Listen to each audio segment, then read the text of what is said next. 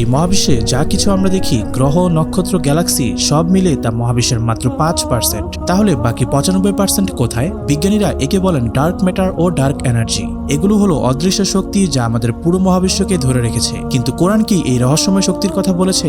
এ নিয়ে আজকে আমাদের ইসলামে থাকা বিজ্ঞান পার্ট 23। 1933 সালে বিজ্ঞানী ফ্রিটজ জুইকি প্রথম বুঝতে পারেন যে গ্যালাক্সিগুলোর মধ্যে থাকা আকর্ষণ বল কেবল দৃশ্যমান বস্তু দিয়ে ব্যাখ্যা করা যাচ্ছে না। এর জন্য চাই এক অদৃশ্য পদার্থ, যে পদার্থ কোনো আলো বিকরণ করে না কিন্তু মহাবিশ্বকে একত্রে ধরে রেখেছে। বিজ্ঞানীরা একে নাম দিলেন ডার্ক ম্যাটার। কিন্তু কোরআনে কি আছে? কোরআনে আছে, আমি মহাকাশকে শক্তি দ্বারা সৃষ্টি করেছি এবং আমি একে সম্প্রসারিত করছি। এই আয়াতটি কেবল মহাবিশ্বের সম্প্রসারণই নয়, বরং এমন এক শক্তির কথা বলে যা এই সম্প্রসারণ নিয়ন্ত্রণ করছে। বিজ্ঞান বলছে এই শক্তি ডার্ক এনার্জি, যা মহাবিশ্বের 68% অংশ দখল করে রেখেছে। বিজ্ঞানীরা জানেন না এটি কিভাবে কাজ করে, কিন্তু আমরা জানি এটি আমাদের পুরো বাস্তবতাকে নিয়ন্ত্রণ করছে। আরেক আয়াতে আছে, চোখ তাকে দেখতে পায় না কিন্তু সে চোখকে দেখতে পায়। ডার্ক ম্যাটারও এমনই, আমরা একে দেখতে পাই না কিন্তু এটি আমাদের মহাবিশ্বকে আকৃতিবদ্ধ করছে এবং আমাদের অস্তিত্বকে ধরে রেখেছে।